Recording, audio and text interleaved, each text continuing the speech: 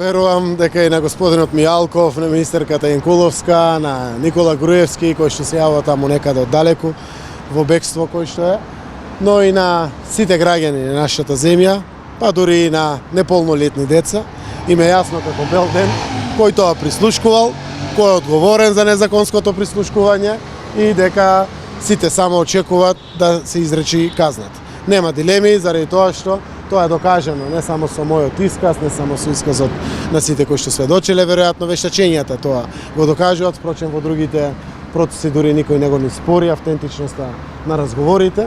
Апсолутно е се јасно, нешто што во еден период беше сериозна дебата, кој тоа прислушкувал, како тоа се случувало, низ кое што јас лично минував едни драматични моменти, охрабрувајќи се тоа да го споделам со јавноста. Еве дочекав, жив и здрав сум, јас и сите вие со мене, да денеска биде повеќе од јасно, кој тоа како кршење масовно на човековите права и слободи во Република Северна Македонија, тогаш Република Македонија, го правел во државата и апсолутно, според мене, јасна е веригата. Конзумент конечно бил Никола Груевски, заради тоа што тоа го видов како што и сведочев денеска од анализите, синтезите кои што се правеле за негова конзумација, но секако одговорниот министер за внатрешни работи, директорот на УБК, овие двајцата луѓе кои што избегаа господинот Груевски, господинот Никола Бошковски и другите веројатно кои што има за кои што постојат докази дека правеле незаконско действие, а со тоа ги нарушиле човековите права во Република Северна Македонија. Рековте во вашето сведочење дека Груевски практично во тоа време имал некаква контрола над обвинителството кој што го водеше Марко Сврлевски. Во контекст на случајот Пучко, што беше отворен меѓу другото и за прислушуваните материјали, може ли да се очекува некаква одговорност за обвинителите кои што постапувале по условно речено монтиран случај? Еве уште еднаш ќе ги потсетам, ако немале допрен глас до сега, обвинителите уште еднаш нека допре мојот глас. Во тоа време, наместо јавното обвинителство да истражува вакво незаконско прислушување, вакво масовно кршење на човекови права во нашата земја, сепак тоа јавно обвинителство се ставило во функција на политиката, дури не на извршната власт, на политиката нација, секако во тоа време кое што ја водела извршната власт, под раководство на Никола Груевски, го формираше случајот Пуч, за да може мене, господинот Верушевски, неговата сопруга, господин Бранко Палифров, двајцата луѓе Ѓорги Лазаревски и Звонко Костовски, а веројатно трагаа по планините по децата на семејството Верушевски и така натаму, конструираа една монструозност, која што не е добро никогаш да не се заборави во нашата земја. Но треба некој тоа да го истражи зошто така постапувал во тој период. Ние бевме тука, одевме во обвинителство, ги дававме нашите искази, ги приложувавме доказите и како тогаш обвинети лица, и како председател на СДСМ кој што ги поседува тие разговори, и на било кој можен друг начин, барајќи ја толку очекуваната правда и заштита на секој оно што се охрабрил да спречи одредено масовно кршење на човекови права. Ние верувам дека ќе се зафати некој обвинител да влезе да истражи вакви случаи, тоа е добро за кариерата на секој обвинител. Ако обезбеди докази, ние сме тука живи и здрави, тоа може да го потврдиме. Службите кои што работат во аналитика, огромен процент кои што биле натерани, тоа да го прават, може тоа да го потврдат. Веќе има толку многу докази тоа да се потврди. Еве добар мегдан за добар правник во функција на обвинител да се зафати со истрага токму на тоа. Господине Заев, не го спомнавте Сашо Мијалков ниеднаш во судница, па ја посочивте УБК, но не го посочивте како шеф на тогашната УБК. Дали може би се амнестира Мијалков со ова и вие како Верушевски го префрлате прстот директно кон Никола Груевски како налогодавач на преслушувањето? Јас со професорот Верушевски сум во дневна комуникација, тоа е советник за национална безбедност во мојот кабинет.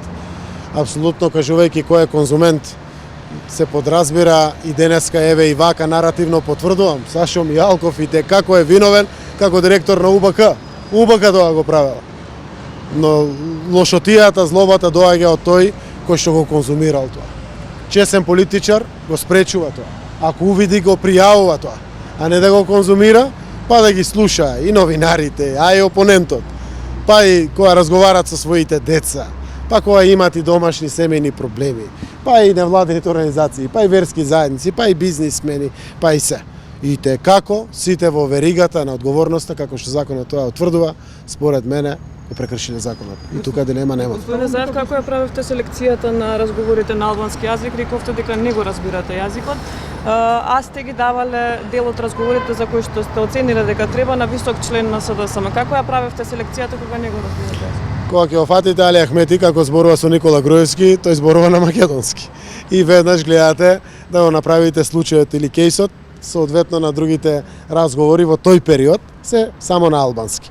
Тие случаеви ги извадевме кои што за нас беа веќе јасно, информативно податливи. Односно се случува, не знам, Диво Градби во Чаир, близу на американската амбасада, го дознавате тоа и се што е во тој период разговори, го селектирате и го давате точно тоа да се преведе во ваше присуство овде во канцеларијата на Социјалдемократскиот сојуз, се селектира, се преведува транскриптот, се прави и апсолутно со тоа се објавува самиот случај.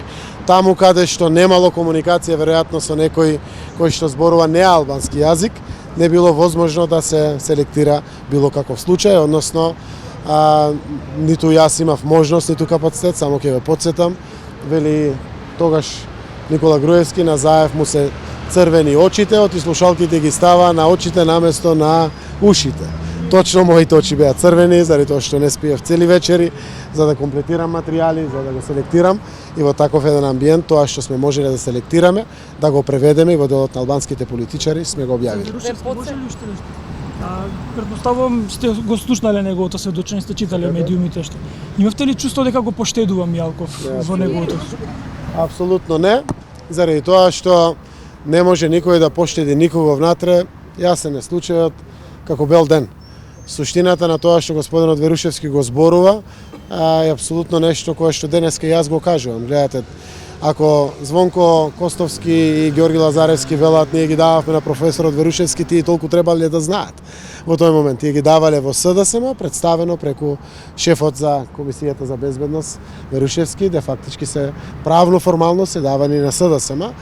Во делот на тоа што беше изречено и гледам јавноста јавно коментираше, изразуваше негодување, резерви или слично, па дури дел од вашите прашања денеска се присутни.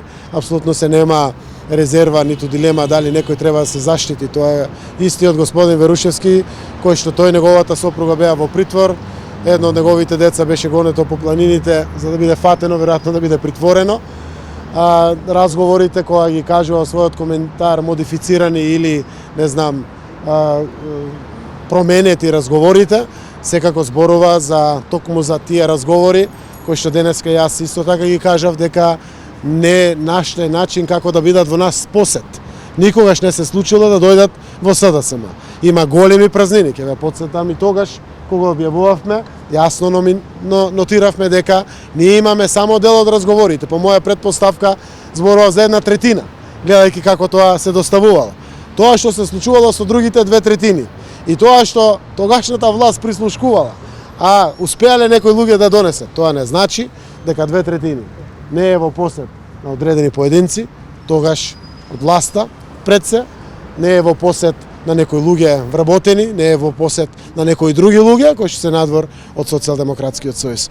Сакам да остане забележено заради тоа што СДСМ кога ги имаше во посет овие разговори, го направи тоа професионално, без да допре во приватноста на никој, го направи сериозно, го затвори случајот и ги предаде на специјалното јавно обвинителство, што е јасна дистинкција помеѓу се што се случува после тоа во државата поврзано со неовластеното прислушкување на разговорите. Ова сведочење претпоставувам да го освежи сеќавањето за тие времиња и кој бил Али Ахмети во тоа време. Дали сега му верувате во предизборниот контекст на прашањето со оглед на фактот и дека Мицкоски кажа дека имал некоја комуникација со лица што биле во ваше друштво вечер како да бевте на средба со коалиционите партии? Со господинот Али Ахмети, односно со ДУИ, преку господинот Али Ахмети имаме создадена коалиција на основа на програма.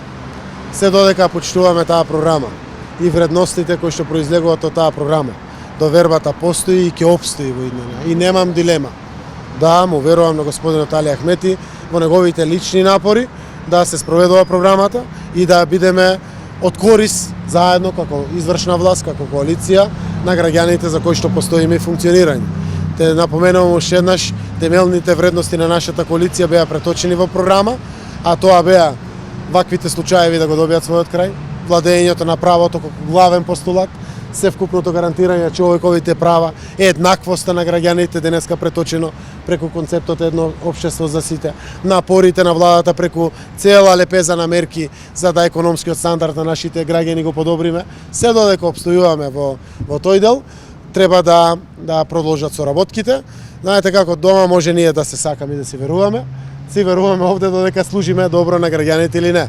Во првиот момент може да се разделиме, можеме да ја зајакнеме таа наша соработка, а секако на крајот на денот може и да не сменат граѓаните ако сме лоши служители за кои што сме поставени. Јас верувам дека коалицијата која ќе ги реши најголемите проблеми во државата, коалицијата која што работи на економските перспективи на граѓаните, која што работи максимално, па дури еве ретко транспарентно вака за да даде на било кој начин покрај на законскиот начин преку законите можност, притисок, позитивен амбиент за владење на правото во државата, има иднина, секогаш кога тоа ќе биде нешто спротивно, нема да има своја иднина. Грчкиот проводен вестник Катемерини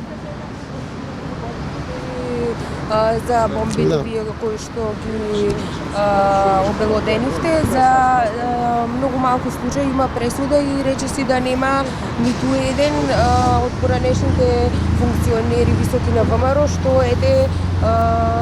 плати за тоа што вие го обвинувавте.